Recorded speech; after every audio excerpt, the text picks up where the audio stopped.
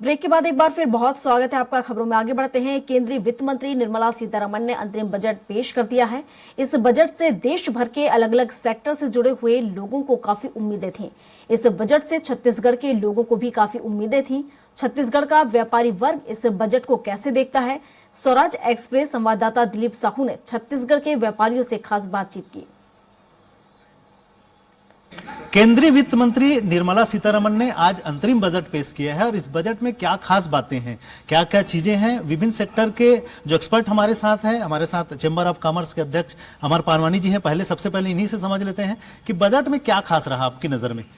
देखिए, एक ये जैसे आपने खुद कहा, ये अंतरिम बजट है और उसमें बहुत उन्होंने संतुलित करने की कोशिश किया है। नया कोई कर नहीं लगाया है, इंफ्रा में बहुत स्पेंडिंग बताए हैं, एजुकेशन के लिए भी उन्होंने बहुत फोकस किया है, स्किल डेवलपमेंट हो या मतलब एक बोलना चाहिए, चाहे उद्योग व्यापार की बात हो या तरलता की बात हो, तो उसमें लोन्स के ऊपर उन्होंने फोकस किया है। या स्टेट गवर्नमेंट को 75,000 करोड़ बगैर इंटरेस्ट के लोन देने की बात हो रही है या मुद्रा लोन में फोकस की बात हो रही है। तो एक तरफ तरलता लाने की कोशिश कर रहे हैं कि ताकि पैसा अवेलेबल हो, और दूसरी तरफ डिमांड जनरेशन की बात हो रही है, तो उद्योग व्यापार इसमें बेनिफिटेड होगा। जी। हमारे साथ उद्योग जगत से जुड़े व्यापारी भी हैं, इनसे भी जानेंगे कि उद्योगों की दृष्टिकोण से बजट में क्या खास रहा। उद्योगों की दृष्टि से देखें तो कुछ चेंजिंग नहीं हुआ है, लेकिन एक 45 दिन की जो पेमेंट कंडीशन है, अगर वो 45 दिन के अंदर कोई व्यापारी पेमेंट नहीं देता है तो उसके प्रॉफिट में जुड़ जाता है। इससे कहीं ना कहीं पेमेंट फास्ट हो जाएगी। एक चीज़ अच्छी हुई है, कृषि को क्रेडिट लिमिट बढ़ा दी है। कहीं ना कहीं कृषि का भी पैसा भी व्यापार में आता है, एक वो एक बेनिफिट है। और इनकम टैक्स का जो 2009 तक का दायरा है, उसमें 25,000 की बकाया राशि और 2009 का जो बकाया राशि 10,000 उससे समाप्त कर दी गई है। ये बहुत ही अच्छा कदम उठाया गया है। FMCG भी लोगों की रोजमर्रा की बातें आती है, उस सेक्टर से आप जुड़े हैं, क्या खास रहा इस बजट में? देखिए, डिमांड क्रिएटिंग बजट है।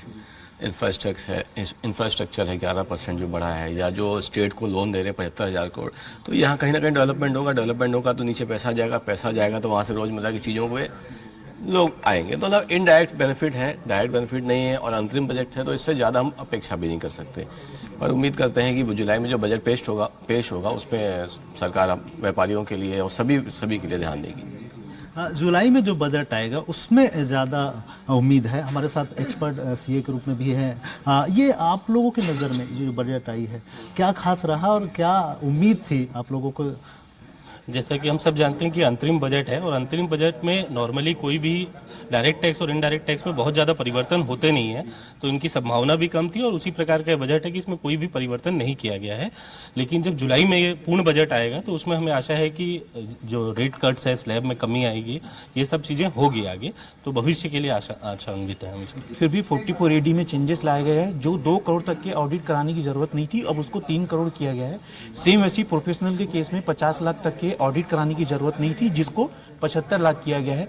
और एक बहुत अच्छी स्कीम लाई गई है जिसमें 25,000 और 10,000 तक जो भी लाइबिलिटी है उसको ऑटोमेटिक सेटल कर दिया जाएगा। उसके लिए आपको अपील में जाने की जरूरत नहीं है। आपसे समझेंगे, आपके नजर में ये बजट कैसा रहा और कितना आप लोगों के लिए फायदेमंद? महिलाओं के लिए ये बजट अच्छा है, क्योंकि इसमें 70% महिलाओं को घर दिया गया है और मेडिकल एड भी दी गई है।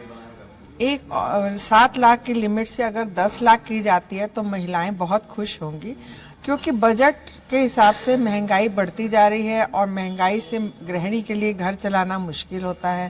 थोड़ा सा हमें उसकी तरफ ध्यान देना बहुत ज़रूरी है। बिल्कुल, महंगाई की बातें लगातार होती रही है, पूरे चाहे राजनीतिक दलों की बात करें या दूसरे स्तर पर भी लगातार चर्चा का दौर। आपको क्या लगता है, महंगाई के लिए कुछ विशेष प्रावधान राहत देने वाली है इस बजट में?